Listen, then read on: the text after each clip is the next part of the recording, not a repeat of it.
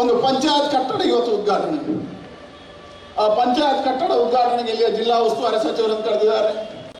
Protocol ಪ್ರಕಾರ ಯಾರ್ಯಾರನ್ನು ಕರಿಬೇಕು ಎಲ್ಲರನ್ನು ಕರೆದಿದ್ದಾರೆ. ಆದರೆ ನಿನ್ನ ಪ್ರಿಯಾಂಕ್ ಖರ್ಗೆ ಫೋನ್ ಮಾಡಿ ಹೇಳ್ತಾರೆ ಅದನ್ನು ಮಾಡುವ, ನನ್ನ ಹೆಸರಿಲ್ಲ. ಸ್ವಾಮಿ, ಪ್ರೋಟೋಕಾಲಲ್ಲಿ ಡಿಸ್ಟ್ರಿಕ್ಟ್ ಮಿನಿಸ್ಟರ್ ಇದ್ರೆ ಸಾಕು.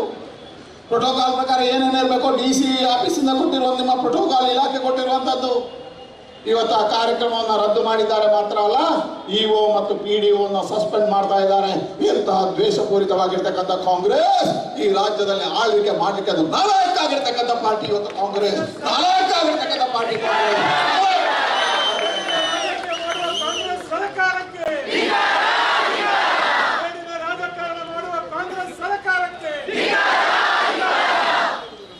ಈ ಘಟನೆಯನ್ನು ನಾವು ಹೋರಾಟವನ್ನು ಮಾಡ್ತೀವಿ.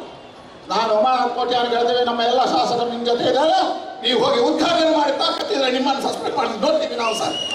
ನೋಡ್ತೇವೆ.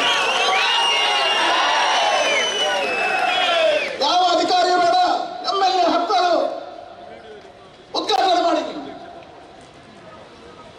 ಕಾಂಗ್ರೆಸ್ ಇಂತಹ ಹೀನ ರಾಜಕಾರಣವನ್ನು ಮಾಡ್ತಾ ಇದೆ. ಕಾಂಗ್ರೆಸ್ ಇಂತಹ ಹೀನ ರಾಜಕಾರಣ ಮಾಡ್ತಾ ಇದೆ. ಒಂದು ಕಡೆಯಿಂದ ಹಿಂದೂ ಸಮಾಜವನ್ನು ಧಮನಿಸುವಂತ ನೀತಿ ಕಾಂಗ್ರೆಸ್ ಇತ್ತು. ಹಿಂದೂ ಸಮಾಜಕ್ಕೆ ಅಪಮಾನ ಮಾಡತಕ್ಕಂಥ ಕೆಲಸ ಈ ಕಾಂಗ್ರೆಸ್ ಇತ್ತು. ಹಿಂದೂ ಸಮಾಜದ ಶಕ್ತಿ ಕೇಂದ್ರಗಳನ್ನು ಮುಗಿಸುವಂತ ಪ್ರಯತ್ನ ಕಾಂಗ್ರೆಸ್ ಇತ್ತು.